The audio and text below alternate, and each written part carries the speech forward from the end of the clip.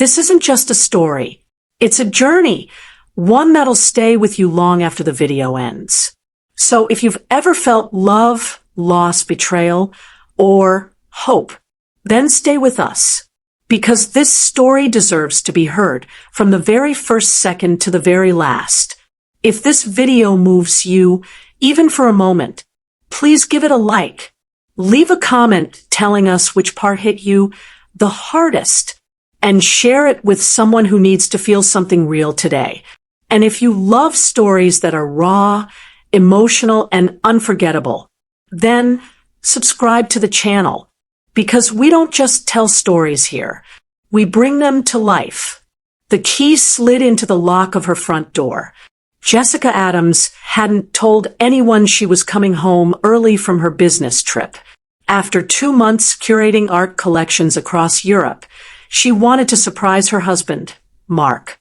But as she pushed open the door, the real surprise was waiting inside. A blonde woman, heavily pregnant, cooking dinner in her kitchen and wearing her apron. Before we continue the story, let us know where you're watching from. After 2 exhausting months in Europe, Jessica had managed to wrap up her exhibition tour 3 weeks early. The 16-hour flight from Milan to Chicago had left her completely drained, but the thought of seeing Mark's face when she walked through the door kept her going through the jet lag.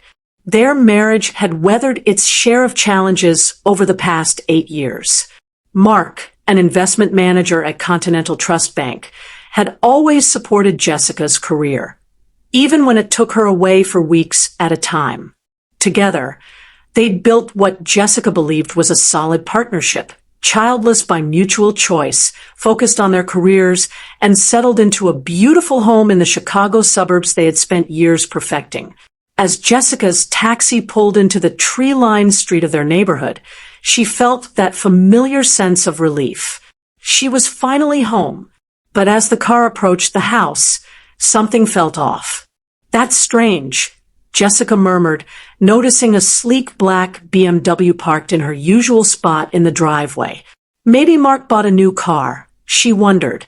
But she quickly dismissed the thought. Mark would have mentioned such a major purchase during their daily calls. As the taxi driver helped her with her luggage, Jessica noted more strange details. The front garden had been completely redesigned. The carefully selected hypoallergenic plants she'd insisted on, due to her severe allergies, had been replaced with vibrant hydrangeas. Beautiful, yes, but exactly the flowers her immunologist had warned her to avoid. The exterior lighting had changed, too. The warm golden sconces they had sourced from a Vermont artisan had been replaced with harsh, modern blue LED fixtures, which gave their colonial-style home an oddly clinical appearance.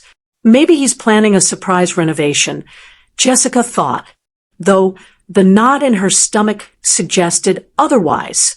She paid the driver and wheeled her suitcase to the front door. That's when she heard it. Unfamiliar music drifting through the windows. Not Mark's usual jazz or her classical playlists, but pulsing electronic dance music. Entirely out of character for their household. Using her key, Jessica entered quietly. The entryway greeted her with another shock. The carefully curated gallery wall of photographs from their travels had been replaced with large, abstract prints in aggressive neon colors, precisely the kind of art she had professionally critiqued as soulless commercial work in her last published review. "Mark," she called out, her voice cracking slightly. No answer. Jessica moved deeper into the house, wheeling her suitcase behind her. Each room she passed revealed more changes. Their neutral-toned living room now featured a vibrant purple sectional sofa, replacing their beloved vintage leather couch. The bookshelves had been cleared of Mark's history books and her art volumes, now filled with decorative objects and very few actual books. As Jessica approached the kitchen, the smell of unfamiliar spices grew stronger. She pushed open the swinging door and froze, standing at her professional-grade stove, a housewarming gift from her parents. was a woman Jessica had never seen before. Tall and slender, aside from a prominent baby bump, the woman had platinum blonde hair pulled into a stylishly messy bun. She wore Jessica's vintage linen apron, the one her grandmother had given her, stretched awkwardly over her pregnant belly.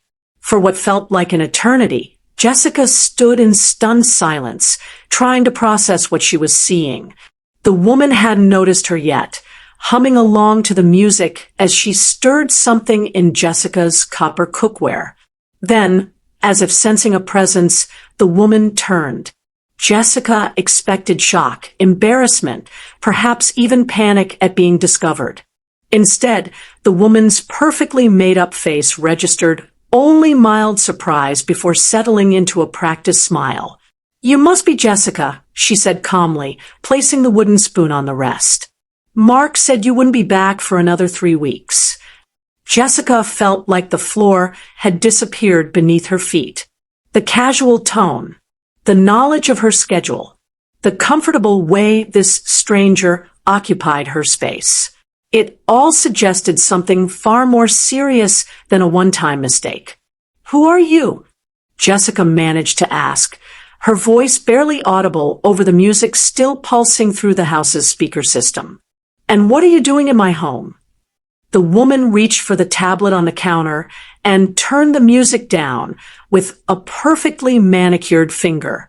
The sudden quiet made the air feel even heavier. "I'm Chloe Hart," the woman replied, resting one hand on her baby bump in a gesture that struck Jessica as deliberately protective. "Mark didn't mention I'd be here, did he? That's just like him, always putting things off until the last minute." Jessica's mind raced through possible explanations, each worse than the last. A distant cousin? A friend in trouble? But no, Mark was an only child, and both his parents had retired to Arizona years ago. And what kind of friend would speak so comfortably and with such familiarity? "I don't understand," Jessica said, trying to steady her voice. "Where is Mark? Why are you in our house? What's going on?" Chloe tilted her head slightly, her expression shifting to one of rehearsed sympathy that never quite reached her eyes. "Oh dear," she said, "this is going to be more awkward than I thought." Turning back to the stove, Chloe continued stirring with an air of complete ownership that made Jessica's blood boil. She was acting as if Jessica were the intruder in her home. "Mark will be home in about an hour," Chloe continued, her tone light, like she was discussing the weather. "He's at our parenting class. Tuesday nights, you know." Jessica's legs felt like they might give out. She pulled out one of the kitchen chairs, new, like so much else in the house, and sat down heavily, still in her travel clothes. "I think you need to explain exactly what's going on," she said, her anger finally breaking through the confusion. Chloe sighed and turned down the heat on the stove before facing her. Her hand returned to her belly in what Jessica was beginning to recognize as a calculated move. "This is just really bad timing," Chloe said, leaning against the counter. "Mark and I were going to call you next week. He's been meaning to tell you for months, but with the baby coming in 8 weeks, we couldn't wait much longer." She glanced around the kitchen with a casual air. "I'm afraid you've interrupted our nesting phase." That statement hit Jessica like a punch. Nesting phase. As if Chloe and Mark were a couple of birds building a life together in the very home Jessica had designed and paid for. "How long?" Jessica asked, barely above a whisper. "How long what?" Chloe responded, her voice syrupy. "How long have Mark and I been together? Or how long have I been living here?" Jessica didn't respond. "We've been seeing each other for almost 18 months, Chloe said casually. "I moved in about 6 weeks ago, right after you left for Europe." 18 months. 6 weeks. The numbers slammed into Jessica's mind. She and Mark had celebrated their 8th anniversary just 4 months ago with a weekend trip to Napa Valley. Had he already been involved with this woman then? Had he been living a double life all this time? "I don't believe you," Jessica said, even as her gut told her it was all true. The changes to the house, the ease with which Chloe moved through her space. It all fit. Chloe shrugged and turned back to the stove. "Believe what you want. Mark will confirm everything when he gets home." She opened Jessica's spice cabinet, now neatly organized, labels facing outward in precise alphabetical order, and pulled down a jar. "He's been unhappy for years, Jessica. All those business trips you take, while I've been here giving him what he really wants. A family. We're expecting a son." The emphasis on the word son was sharp, pointed, deliberately cruel. Jessica and Mark had talked about children years ago and had agreed to focus on their careers. Or, at least, that's what she believed they'd agreed to. "I want you out of my house," Jessica said, standing up, her voice gaining strength. "Before Mark gets back." Chloe laughed, a light, tinkling sound that grated on Jessica's already frayed nerves. "That's not how this works," she said smoothly. "This is Mark's house too. He wants me here." She gave the pot another stir and added, "Besides, I've been managing everything while you were gone. Bills, maintenance, groceries. Ask Mark if you don't believe me." Jessica's mind spun. She needed to see the rest of the house. She needed to understand the full scope of what had changed. "I'm going to freshen up," she said stiffly, desperate for a moment alone to think. "Sure," Chloe replied, waving a hand like a hostess dismissing a guest. "Your things have been moved to the guest room. We've been using the master bedroom, of course." The casualness of that statement sent a wave of nausea through Jessica. She left her suitcase in the kitchen and walked through the house like a stranger in her own home. Her steps led her to what had once been her sanctuary, the home office. It had been transformed into a nursery, pale blue walls, an elaborate crib, and a mural of woodland animals had replaced her desk, files, and treasured art books. On the wall hung a framed ultrasound image labeled "Baby Adams" in flowing script. Jessica's throat tightened. In the hallway, she noticed something else, something chilling. The photographs. Every framed picture of her and Mark had disappeared. In their place were photos of Mark with Chloe, hiking, laughing at a baseball game, posing at what appeared to be a baby shower with people Jessica didn't recognize. The master bedroom was the final blow. The room she and Mark had designed together had been completely transformed. Their platform bed was gone, replaced by a traditional sleigh bed. The neutral color palette she had so carefully chosen was now a bold navy and white. Chloe's clothes filled the closet she had always left half empty for herself. On Mark's nightstand sat pregnancy books and a sonogram photo in a frame that read "Daddy's little MVP." Jessica's legs gave out, and she sank onto the edge of the bed, their bed that was no longer theirs. Her hand trembled as she reached for her phone. She wanted to call Mark. She needed to demand answers. But as she scrolled through her contacts, dread crept in. The last text she had from him was 3 days ago, generic reassurances and small talk about his week. Nothing personal, no warmth, no hint of the betrayal she now saw in every corner of her home. She dialed his number. After 3 rings, an automated voice said the number was no longer in service. Heart racing, she returned to the kitchen. Her voice flat, she held up her phone. "Mark's number isn't working." Chloe looked up from setting the dining table with dinnerware Jessica had never seen before. Oh, he changed his number last month, she said casually. Too many work calls during off hours.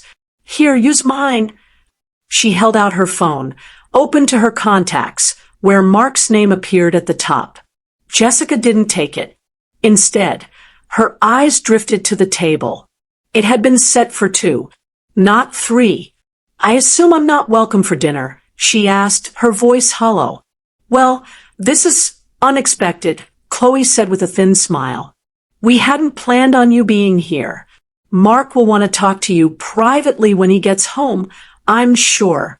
Perhaps you could go out, grab a bite, give us some space to figure out how to handle this. The audacity of being asked to leave her own home to give her husband and his pregnant mistress space was almost laughable. Almost. I'm not going anywhere, Jessica said firmly. This is my house.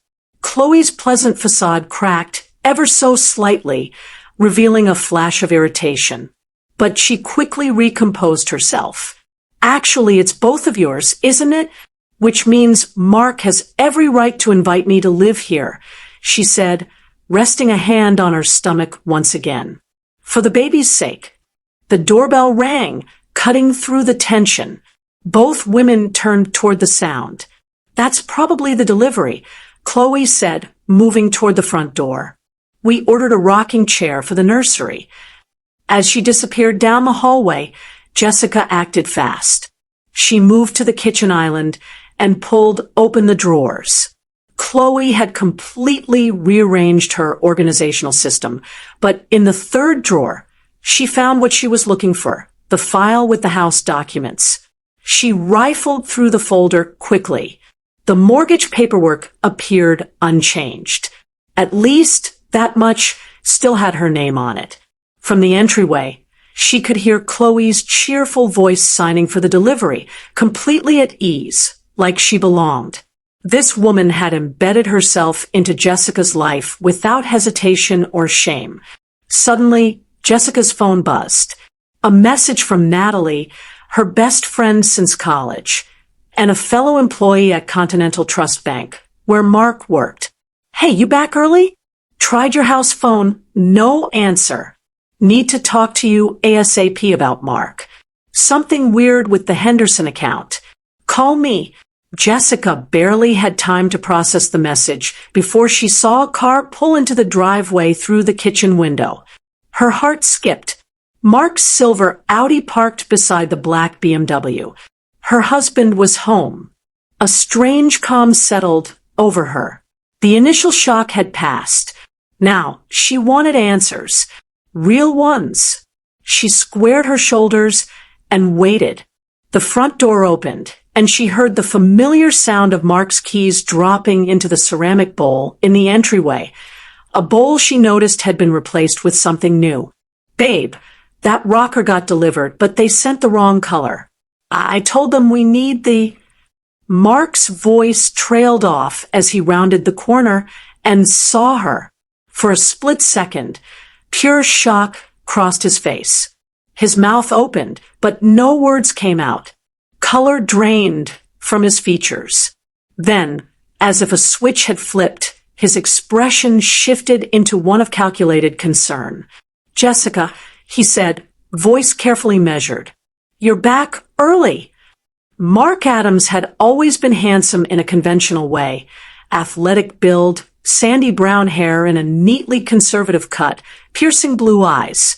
At 42, he looked younger than his age, especially in the casual polo and khakis he wore now. But as Jessica looked at the man she'd been married to for 8 years, she realized she was seeing him clearly for the first time.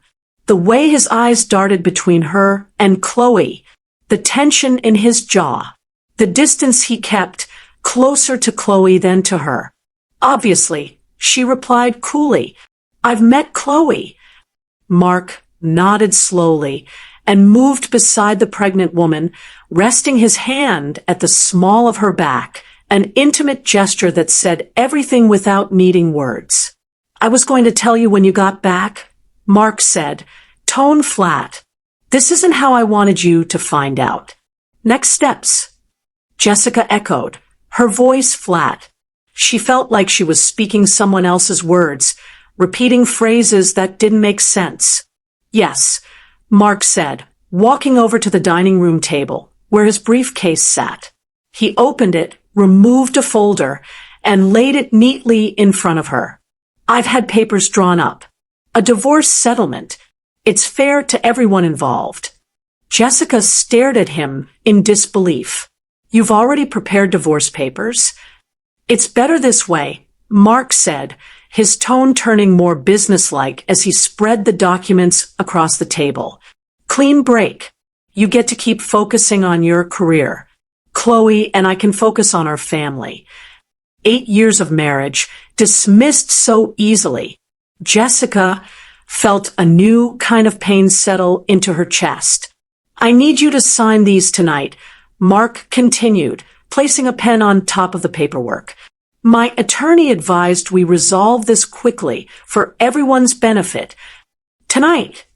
Jessica repeated. You expect me to sign divorce papers without even reading them? Without my own attorney? Mark's expression hardened slightly. It's a generous settlement. Jessica, you keep your art collection, your personal investments. I'm not trying to take advantage of you. Jessica stepped closer to the table and glanced at the documents. Even with a quick scan, she could tell this wasn't just a divorce settlement. There were forms related to their joint accounts, the house, and something else. Her family's foundation. Her brow furrowed. Why are there documents about the Henderson family trust in here? Mark responded smoothly, just formalizing the separation of our financial interests. You know, I've helped manage some of the Henderson investments. This just clarifies that I'll no longer be involved. Something didn't feel right. Yes, Mark had offered investment advice for the foundation before, but he'd never had direct access to those accounts, let alone authority to sign anything on their behalf. Her phone vibrated again. Another message from Natalie. Don't sign anything. Something's wrong with the Henderson account. Call me ASAP. Jessica looked up from the screen and caught both Mark and Chloe watching her closely. I need time to review this, she said slowly, buying time.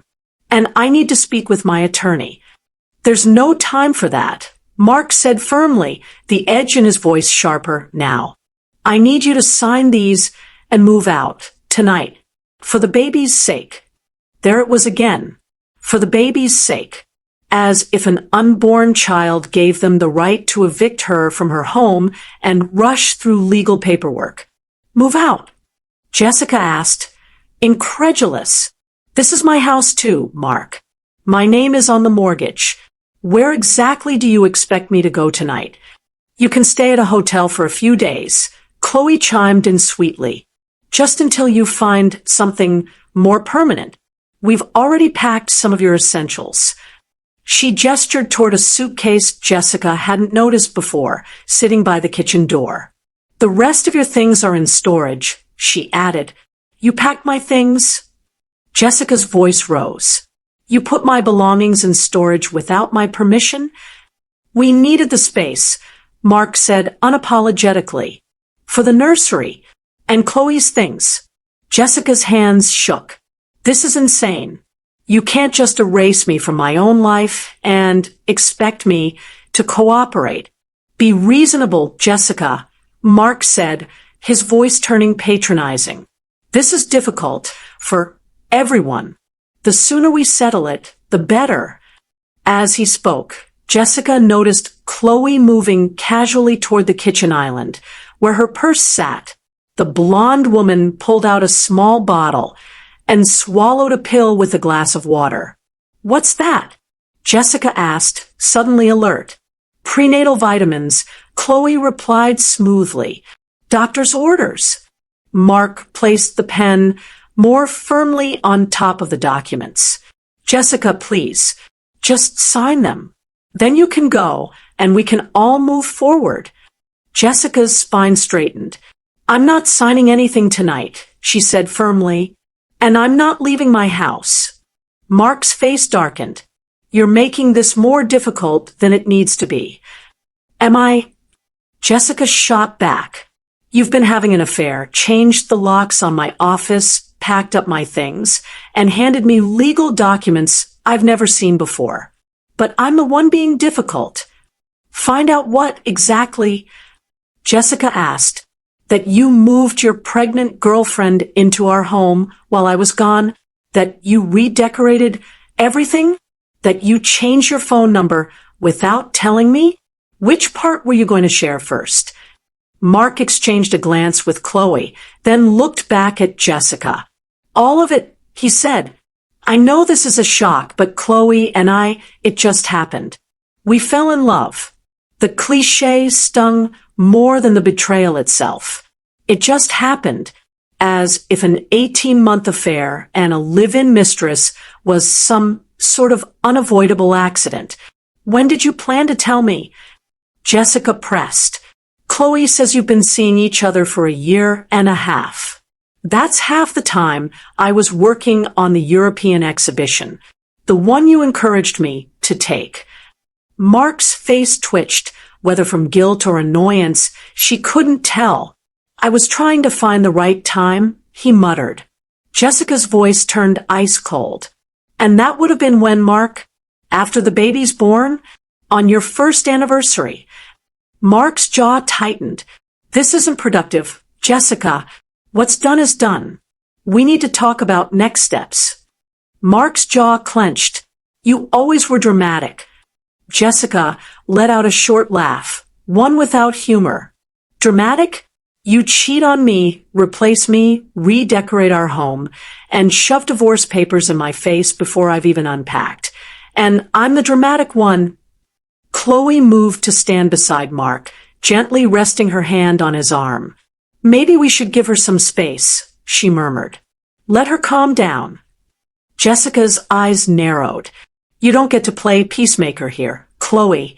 You inserted yourself into my marriage, my house, my life. And now you want to act like you're the victim. Chloe blinked, but said nothing. Jessica turned to Mark. I want you to leave. Both of you. Right now. Mark folded his arms. You're not in a position to make demands. I am in this house, she snapped. This is still my legal residence. And until a judge says otherwise, you have no right to force me out. Chloe looked uncomfortable for the first time. We don't want to escalate this, Jessica. Think of your reputation. You're a public figure. If this turns messy. Jessica stepped forward. Are you threatening me? No, Chloe said quickly, holding up her hands. I'm just saying, maybe it's better for everyone if this stays private. Jessica looked from one to the other. She had walked into her home expecting a warm welcome, maybe flowers, maybe even a glass of wine. Instead, she found betrayal, deceit, and manipulation. And now they were trying to gaslight her into silence. Her phone buzzed again. Natalie. She finally answered. Jess. Thank God. Natalie's voice came through urgently. Where are you? I'm home, Jessica said. Why? Don't sign anything, Natalie said quickly. There's something wrong with the Henderson Trust account. Money's missing. Jessica's heart skipped. What? We noticed discrepancies last week, Natalie continued. And Mark's name keeps popping up on transfer requests. He's not supposed to have access, Jess. Jessica's grip on the phone tightened. How much? Hundreds of thousands, Natalie said. Maybe more. I've escalated it to the board. They want to speak with you tomorrow. Jessica ended the call and looked back at Mark, who was now watching her with wary eyes. He'd heard just enough to know things weren't going his way anymore. I spoke to Natalie, Jessica said slowly. She says money is missing from the foundation account, and your name is all over it.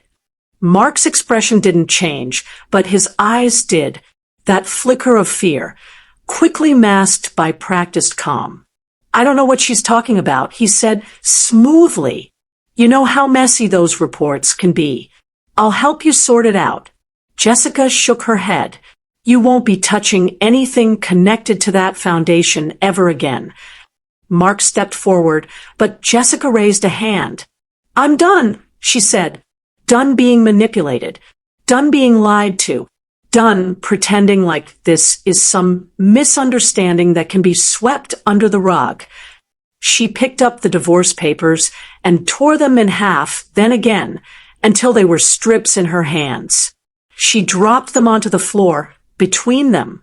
You don't get to dictate the terms anymore, she said. You wanted to start over with your new family? Fine. But you'll do it somewhere else. I'm not leaving this house.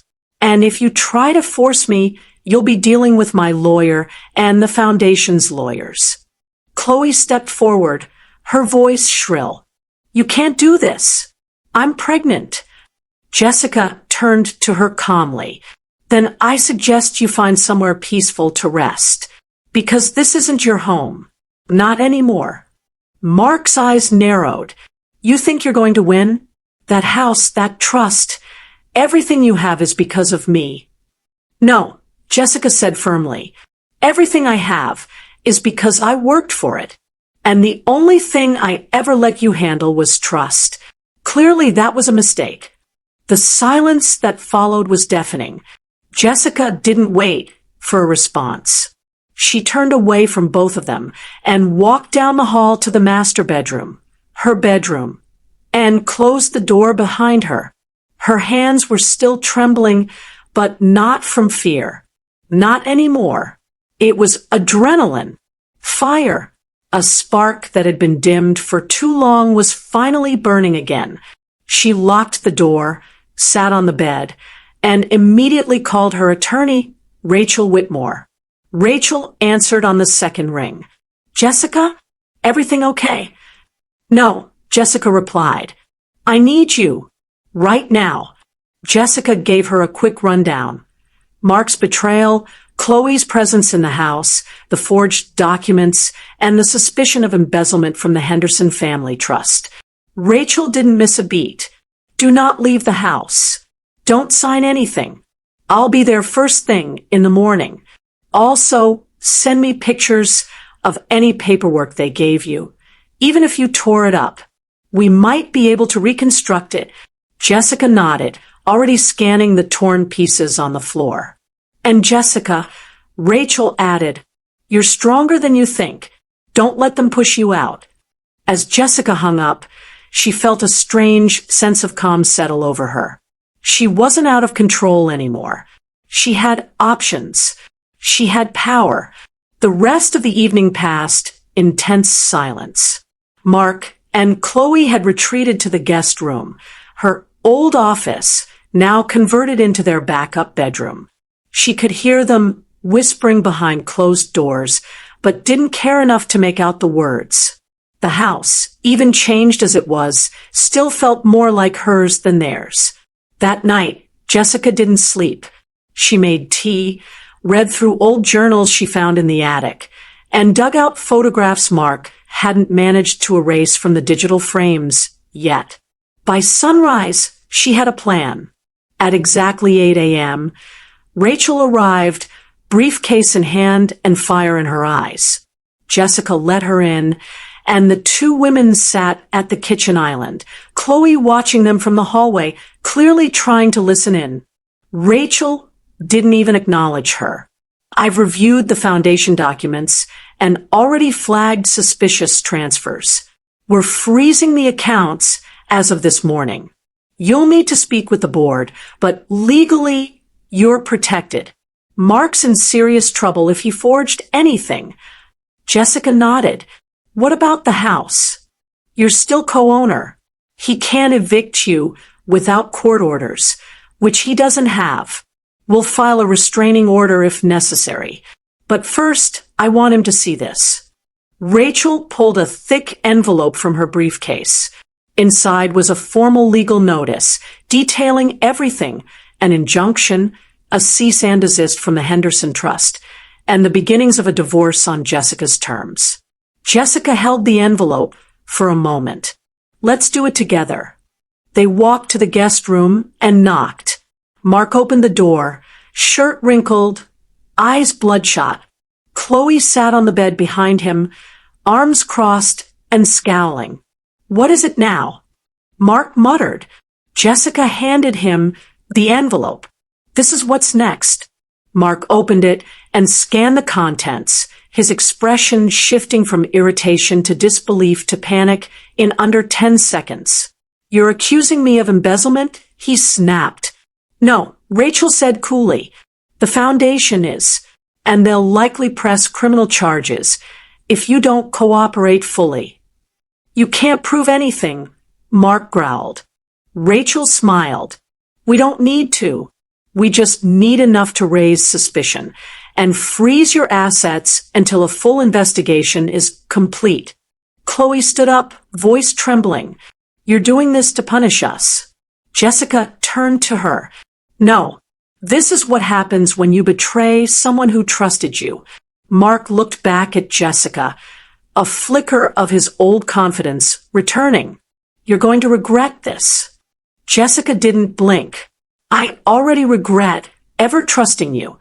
She turned to Rachel. Is there anything else? Rachel shook her head. You've done what you needed to. The next steps are legal and in your favor. Mark stood frozen, the documents still in his hands, his mind clearly racing. Chloe had started to pace, muttering something under her breath about stress being bad for the baby. Jessica stepped back, giving them space, not out of kindness, but because she no longer felt the need to argue. She had said what she needed to say. Now, the law would speak for her. Rachel followed her into the living room, where they sat in the only remaining piece of furniture Jessica still recognized, an antique armchair from her grandmother's estate. I'll be filing the official divorce motion today, Rachel said, and we'll notify the court that you're contesting any early removal from the property. He'll be forced to leave until everything's settled. Jessica nodded, her voice quiet but firm. Good. Rachel checked her watch. The Henderson Trust Board will want to speak with you today. I've scheduled a video conference for 2 p.m. I'll be on with you. Jessica managed a small smile. Thank you, Rachel, for everything. Rachel smiled back. You're stronger than you think, Jess, and smarter than both of them combined. With that, she gathered her things and left. Jessica turned to the window. Outside, morning light spilled across the garden, the one she had designed with so much care. It still had traces of her, even if Chloe's flowers had taken root. The next few hours passed slowly. Mark and Chloe stayed mostly out of sight. Jessica noticed them moving through the hallway, occasionally whispering, clearly unsure of what to do next. At exactly 2 p.m., Jessica sat at her laptop for the conference call. 5 members of the Henderson Trust Board appeared on screen, faces tight with concern. Rachel joined from her office. Jessica didn't flinch. She laid it all out. How Mark had accessed the trust files, how he'd managed to sneak transfers under her name, and how she'd been unaware of the changes due to her travel and his manipulation. The board was professional but visibly disturbed. One member, Mr. Langston, spoke firmly. This is a serious breach, Jessica. We trusted your judgment, and by extension, his. I understand, Jessica said, but I take full responsibility for fixing it. Rachel jumped in. We're freezing all Mark Adams-related transactions. We'll investigate every transfer. If necessary, we'll refer the matter to federal authorities. Jessica nodded. Do what you need to do. After the call ended, Jessica leaned back in her chair, exhaustion weighing her down. But it wasn't just fatigue. It was release. The woman who had walked into her house 24 hours ago had been betrayed, blindsided, and discarded. The woman sitting now was none of those things. Around 4 p.m., Mark appeared in the kitchen, a suitcase by his side. Chloe followed him, carrying a bag of her own and looking flustered. Jessica stood in the doorway, watching them. "We're going to stay at a hotel for now," Mark muttered, avoiding eye contact. "Until things settle." "Good choice," Jessica replied calmly. Chloe opened her mouth, as if to say something, maybe to apologize, maybe to lash out, but thought better of it. She lowered her gaze and walked out the door. Mark followed, but paused at the threshold. He turned back. "Was any of it real?" he asked. "All those years?" Jessica met his eyes. "Yes, that's what makes your betrayal worse." He nodded once, then left without another word. As the door closed behind them, Jessica stood in silence for a long moment. Then she walked through the house, her house, room by room. She opened windows, letting in fresh air. She pulled down the ultrasound photo and packed up the nursery items. She made a list of everything that would need to be replaced, repainted, or donated. It was the beginning of something new. She wasn't starting over. She was reclaiming what had always been hers. The next few days moved like a quiet storm. Jessica didn't cry, not because she wasn't hurt, but because she had no time to. Her schedule filled quickly with meetings, legal paperwork, and damage control with the Henderson Foundation.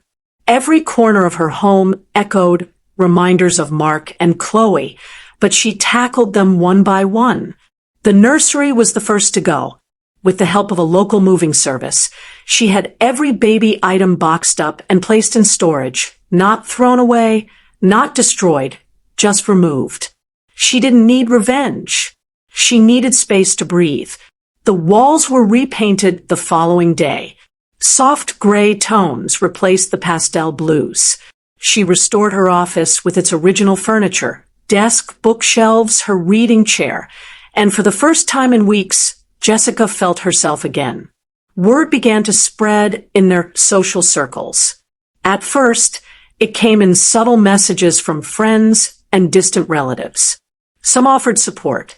Others, thinly veiled curiosity. A few seemed unsure of whose side to take.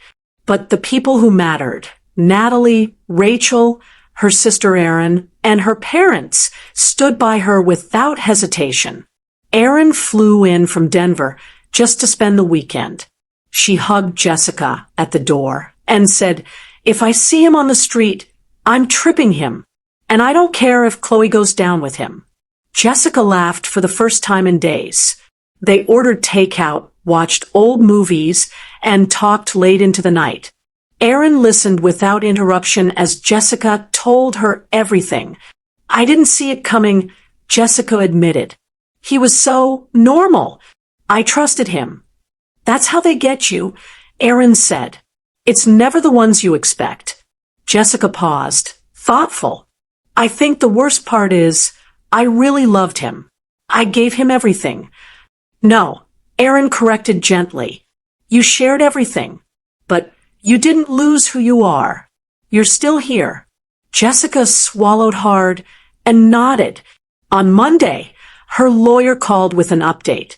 "Mark's legal team is trying to stall," Rachel said. "But the evidence is stacked against him. He's looking at criminal charges if he doesn't cooperate." Jessica sighed. "Do what you have to do. I'm not backing down." "You're doing amazing, Jess," Rachel said. "You're not just surviving this, you're owning it." Later that day, Jessica received a courier envelope addressed in Mark's handwriting. She hesitated before opening it. Inside was a handwritten letter. The first line made her heart pause. "I'm sorry." She sat down and read it through. "Jessica, I don't expect you to forgive me. I just needed you to know I never planned any of this. Chloe and what happened between us, was real, but it never started with the intention to hurt you. Somewhere along the way, I lost who I was. I got caught up in the idea of something new, something exciting, and I forgot what I already had. You gave me everything. You supported me, believed in me, trusted me, and I repaid you with betrayal. I deserve whatever consequences come. I just wanted to say thank you for the years you gave me. I hope someday you find someone who gives you what I couldn't. Mark. Jessica stared at the letter for a long time. Her emotions were mixed: grief, anger, a hint of closure. She folded the letter and placed it in the drawer of her restored desk. She didn't forgive him. Not yet. Maybe not ever. But she could move forward without bitterness. That night, she sat by the window in the living room, sipping tea and watching the sunset over her backyard. The sky shifted in hues of orange and pink, a silent reminder that endings weren't always violent. Some arrived quietly, clearing the way for new beginnings. And somewhere deep within, Jessica felt the strength she'd forgotten she had. She wasn't just healing. She was becoming whole again. Jessica's mornings had changed. Where once she would wake up next to Mark and discuss meetings over coffee, she now began each day alone, but not lonely. There was a strange peace in it, a kind of quiet she hadn't realized she'd been craving. She returned to the art gallery 2 weeks after the confrontation. Her assistant, Maya, greeted her with a tight hug. "I was so worried," Maya whispered. "I read the articles. Are you okay?" Jessica smiled gently. "I will be." The headlines had started circulating after the Henderson Trust officially released a statement announcing an internal investigation, though Jessica's name had not been directly associated with any wrongdoing. Her personal life had become a point of interest in the local press. Gallery curator battles, husband's financial scandal, read one headline, "From elegance to betrayal. Inside the Adams marriage collapse." Another tabloid had printed, complete with blurry photos of Chloe entering the courthouse beside Mark. But Jessica ignored them. She threw herself into work, curating a new exhibit titled Resilience, a collection focused on transformation through struggle. It was, unintentionally, a mirror of her own life. On opening night, as guests mingled among the canvases and sculptures, Jessica wore a sleek black dress and an air of quiet confidence. She moved through the room like a woman reborn, no longer shadowed by betrayal, but strengthened by it. Midway through the evening, a familiar face approached. "Jessica," the man said. She turned and immediately recognized him. Lucas Monroe, an artist whose early work she had championed years ago.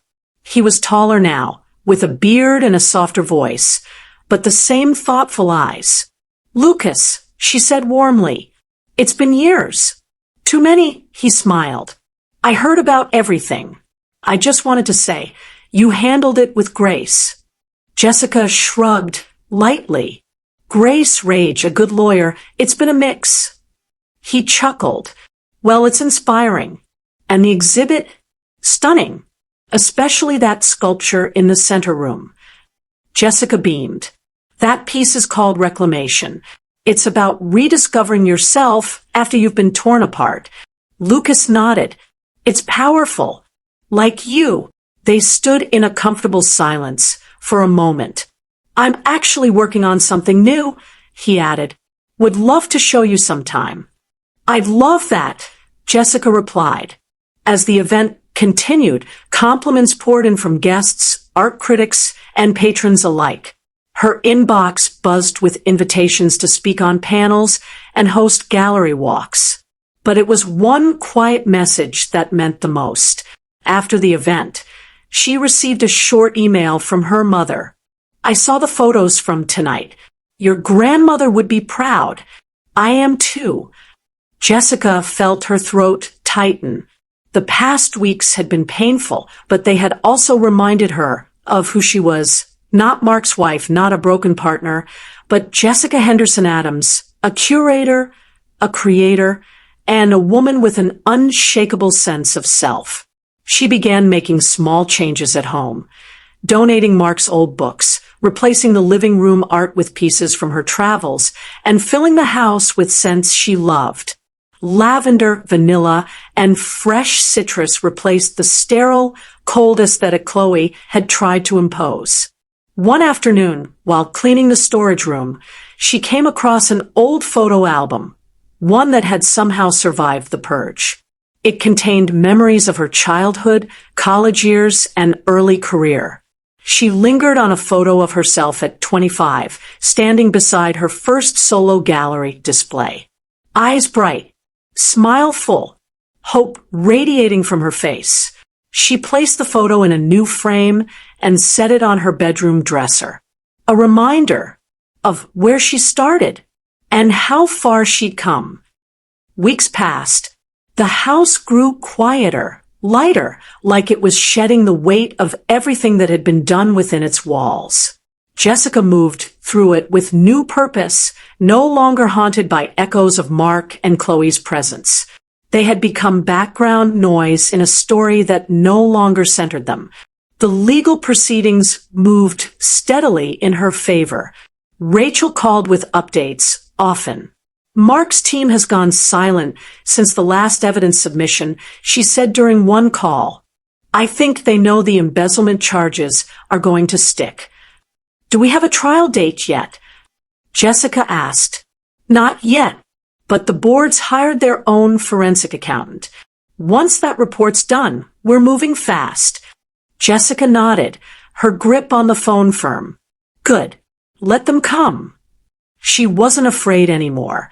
One morning, Jessica received an unexpected package at the gallery. It was a medium-sized box with no return address. Suspicious, she opened it carefully. Inside, wrapped in delicate tissue paper, was a framed photograph. It was of her and Mark, taken during their 5th wedding anniversary trip to Tuscany.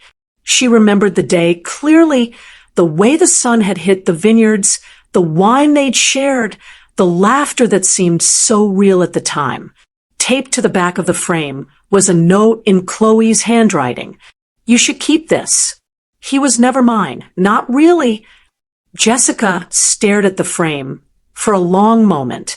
Then, without a word, she slid it into the trash. She wouldn't hold on to borrowed memories, especially not ones rewritten in betrayal.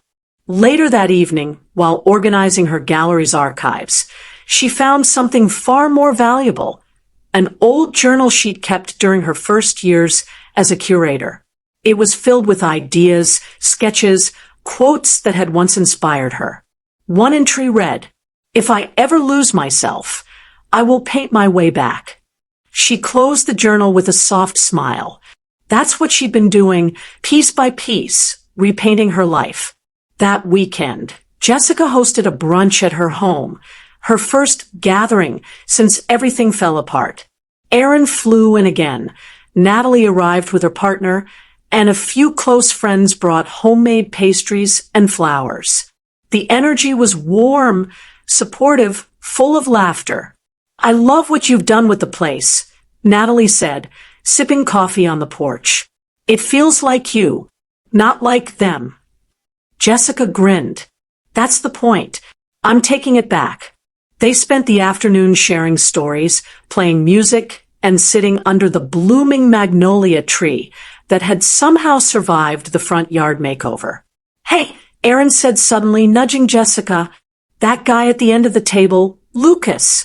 He keeps looking at you." Jessica glanced over. Lucas met her eyes, then quickly looked away, smiling into his glass. "He's sweet," Natalie whispered, "and talented. And did you see his latest installation? It's incredible." Jessica laughed. "Relax. We're just friends. For now." Aaron raised an eyebrow. "For now." Jessica didn't answer. She didn't need to. That night, after everyone left and the dishes were done, Jessica stood alone on the balcony, watching the stars. For the first time in what felt like forever, she felt full. Not because she had won anything, not because Mark had lost. but because she had reclaimed herself, her home, her peace, her voice. She turned off the porch light and walked back inside, barefoot and free. No ghosts followed her. No secrets waited around the corner. Just the quiet promise of something better. The following Monday, Jessica received an official email from the Henderson Trust. Subject: Resolution and Transition Plan Approval. It detailed that the board had formally removed Mark from any affiliation with the foundation.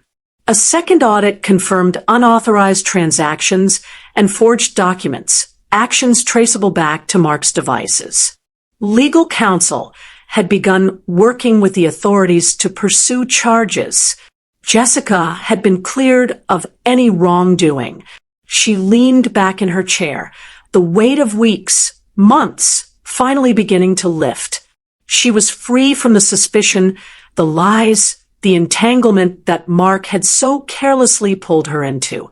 An hour later, Rachel called. "They're issuing a warrant," she said simply. "It's real now." Jessica swallowed, nodding even though Rachel couldn't see her. "I thought I'd feel more. I don't know." Triumphant. Rachel paused, then replied gently, "You're not the kind of person who celebrates someone else's fall, even when they deserve it." That night, Jessica sat in her home office, staring at a blank canvas she had placed on the wall earlier in the week. It was time. She opened her paints. Brush in hand, she made her first stroke. Then another, then another. The hours passed unnoticed. The house felt quiet, but inside the room, something was awakening. Something real. Something entirely hers. By sunrise, she stood in front of a painting that felt like truth. Bold colors, sharp lines, a sense of motion and defiance. She titled it, Unbroken. The next day, she received another message, this time from Chloe. It was a short email. Asterisk Jessica, I don't expect a response, and I know I don't deserve one. I just wanted to say, I'm sorry. Truly, I thought I had something real with Mark. I didn't realize until too late how much of it was built on lies. Yours and mine. I left him. I'm staying with my sister until I figure things out. The baby's due in a few weeks.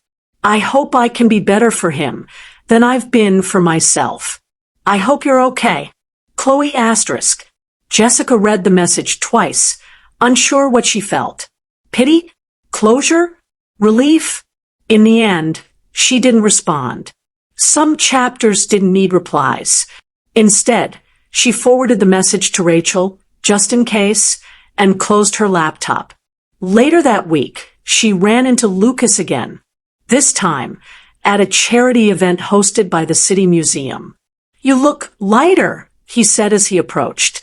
Jessica smiled. That's because I am. They walked together through the exhibit, exchanging thoughts about color theory and artist intention. Lucas was thoughtful, intuitive, and asked questions without making her feel like she was on trial. When he offered her a ride home, she accepted. As they pulled up to her house, he didn't turn off the engine immediately. Instead, he looked over at her. I meant what I said before, about showing you my new work. I'd love your feedback. I'd love to see it, Jessica replied. He smiled, then added, You're not what I expected. Jessica tilted her head. What did you expect? I don't know. Someone colder. Hardened. But you're warm. Strong. Jessica paused, then said, I was cold for a while. It was the only way to survive. But I didn't want to stay that way. Lucas nodded, understanding. They said good night, without awkwardness. No pressure, just peace. Jessica walked back into her home, her sanctuary, and felt the stillness welcome her again. In the kitchen, the kettle whistled. She made herself chamomile tea and sat in the living room, notebook in hand. On the first page, she wrote, You can lose everything and still be whole. Then, underneath that, I didn't fall apart. I just shed what wasn't mine to carry. Spring crept in slowly, brushing Chicago with warmer breezes and bursts of color in every garden Jessica passed. Her own front yard had started to bloom again, this time with plants she had chosen. She'd removed the hydrangeas, restoring the hypoallergenic landscaping she preferred. Even the sunlight seemed to fall more kindly on the house now. It no longer felt like a battlefield. It felt like a home. One quiet morning, as she sipped her coffee by the window, she received a call from Rachel. "It's official," Rachel said. "Mark was arrested this morning. White-collar crimes division picked him up from his condo." Jessica felt an odd numbness settle over her. What will happen now? There'll be hearings. A trial. But you won't need to be involved for most of it. The foundation is pressing charges. Your name is clean. Jessica was silent for a long moment, then exhaled slowly. "Thank you, Rachel. I couldn't have done this without you." "You didn't just do it," Rachel said. "You rose from it." After hanging up, Jessica walked into her studio and stared at her painting Unbroken. It was her favorite work to date. Powerful, honest, and utterly hers. That afternoon, she drove downtown to meet Lucas at his loft. He greeted her with a shy smile and coffee from her favorite cafe. "I hope you're still into oat milk," he said with a playful tone. "Always," she smiled, accepting the cup. His studio was bright, filled with works in progress and canvases of all sizes. One, positioned prominently, caught her eye. It was abstract, but emotional, streaks of navy and gold crossing in deliberate motion. "This is new," she said, walking toward it. Lucas stood beside her, hands in his pockets. "It's called Undoing. It's about letting go of the version of yourself someone else built, and finding the one you buried." Jessica looked at him, surprised. "That's beautiful." He shrugged. "It's what I've been working through." She nodded slowly, her gaze returning to the painting. "I think we're in the same season." They spent the next few hours talking about art, grief, healing, and resilience. There was no need to define anything, no pressure for more. Just comfort in shared understanding.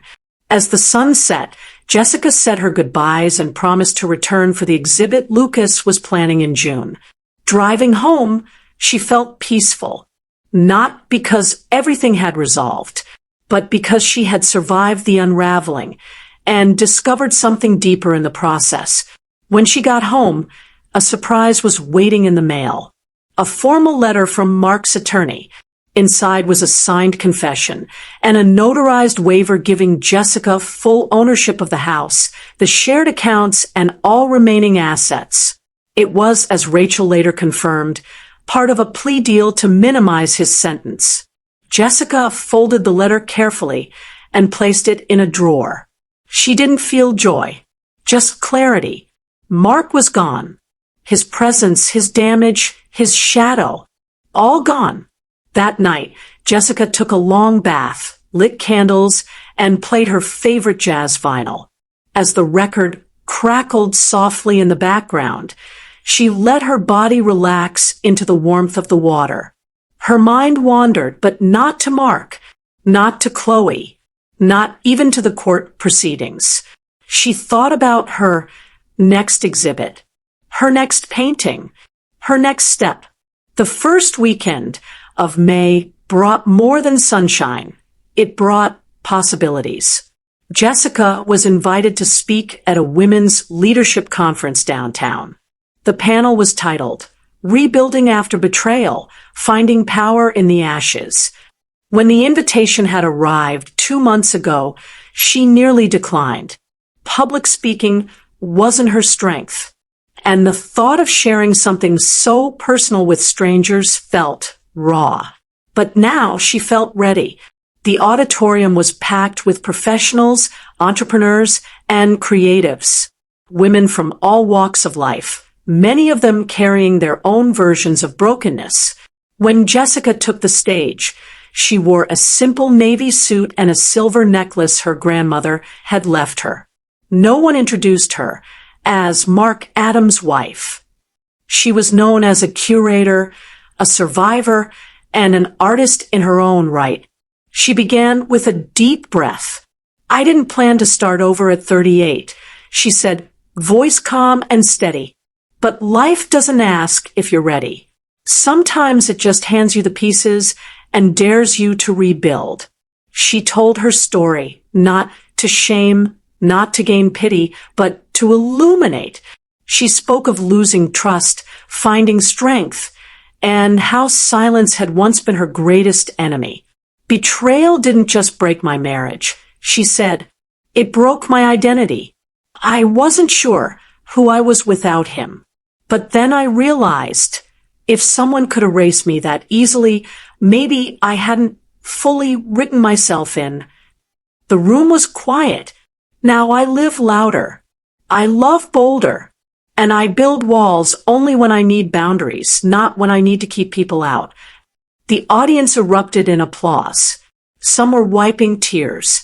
Others stood. And in that moment, Jessica felt something stronger than closure. She felt purpose. After the panel, several women approached her, thanking her, sharing their own stories, asking how they could move forward too. "You start," she told them, "by remembering you existed before the pain. And you'll exist after it too." That night, Jessica went home and opened her windows wide. The scent of lilacs filled the house, and for the first time in a long time, she felt the quiet as comfort, not emptiness. A few days later, Lucas invited her to his gallery opening.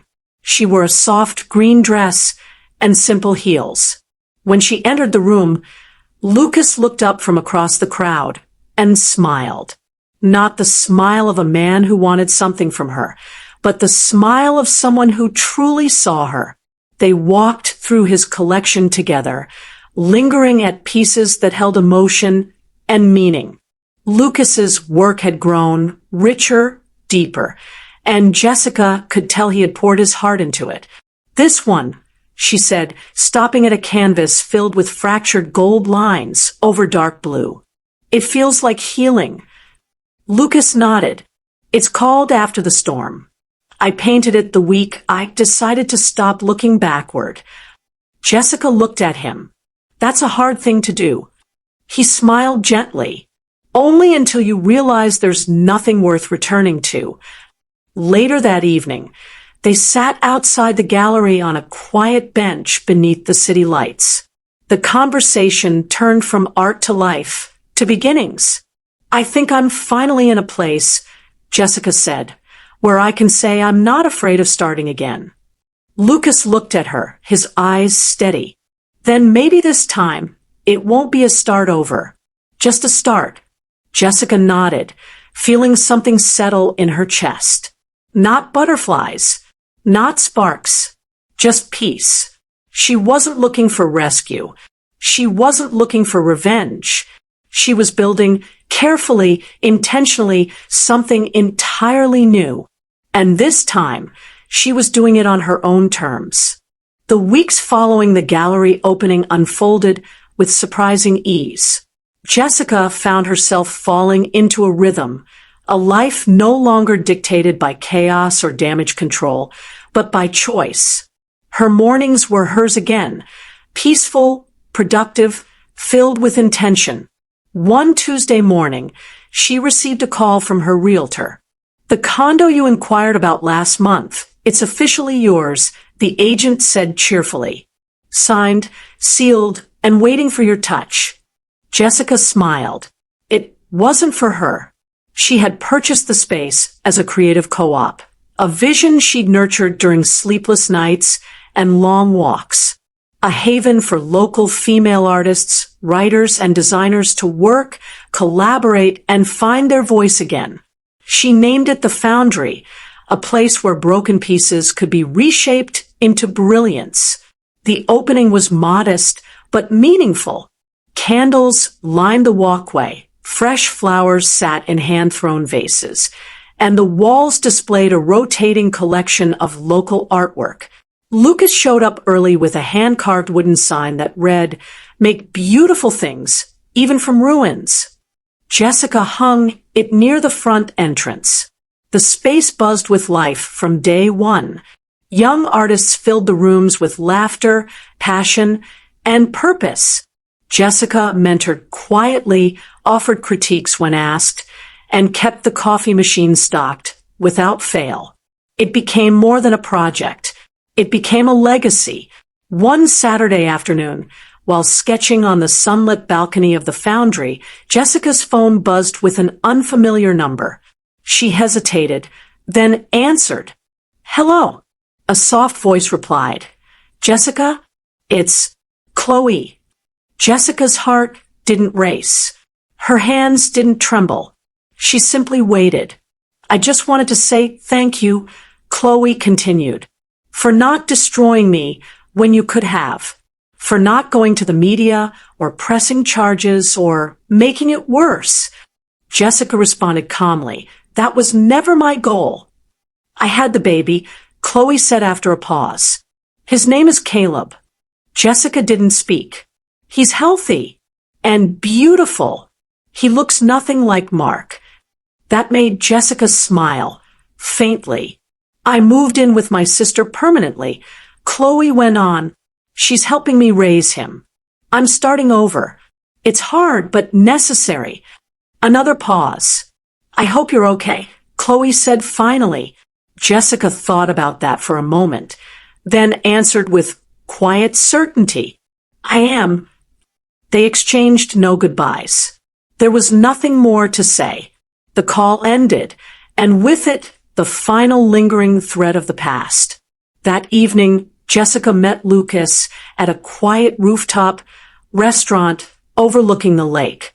The city shimmered in golden hues as the sun dipped beneath the skyline. Lucas took her hand gently. "I wanted to ask you something." She turned toward him, curious. "Not a big thing. Just, would you ever consider traveling again with me?" Jessica chuckled. "Are you asking me to run away with you?" He laughed. "No, just maybe a short escape. Italy maybe? A vineyard or two. Nothing dramatic. Just inspiration." Jessica looked out over the water. "I thought I'd never want to go back," she admitted. "Too many memories. But maybe it's time to make new ones." Lucas smiled. "Exactly." As dessert arrived, they talked about art, about the future, about where they'd go and what they'd see. It wasn't about romance or fantasy. It was about choice, about two people walking parallel paths, not leaning on each other, but walking beside one another. When the night ended, Lucas walked her to her car. He didn't kiss her, didn't ask to come in. He simply said, "Let me know when you're ready." Jessica nodded.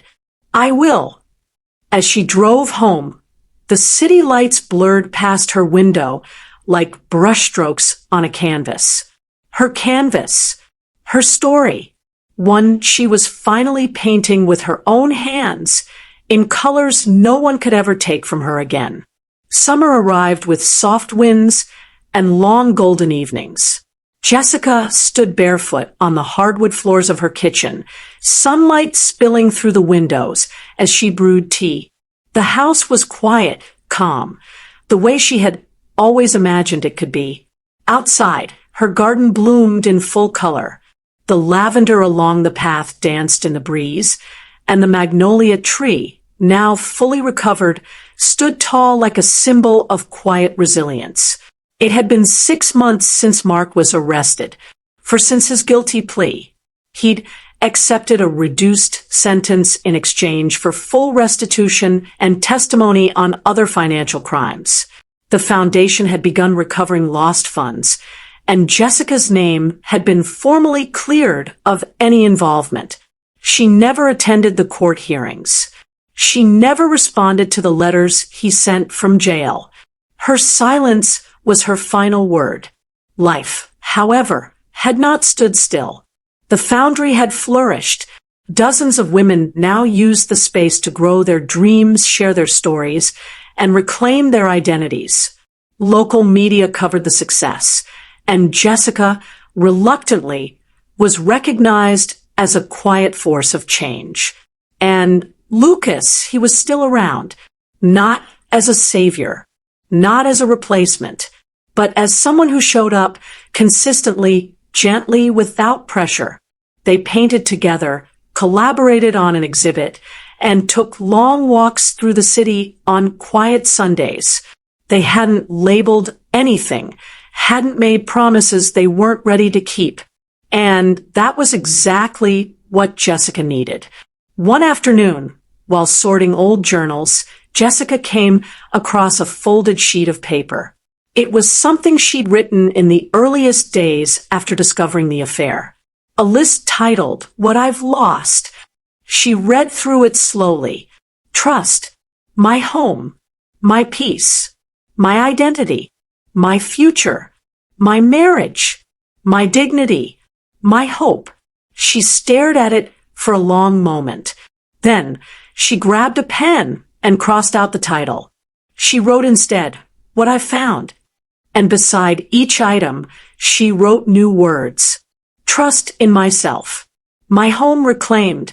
My peace restored. My identity redefined. My future wide open. My marriage a lesson. My dignity unshaken. My hope alive. Tears filled her eyes, not from pain, but from the quiet realization that she hadn't been destroyed. She had been remade.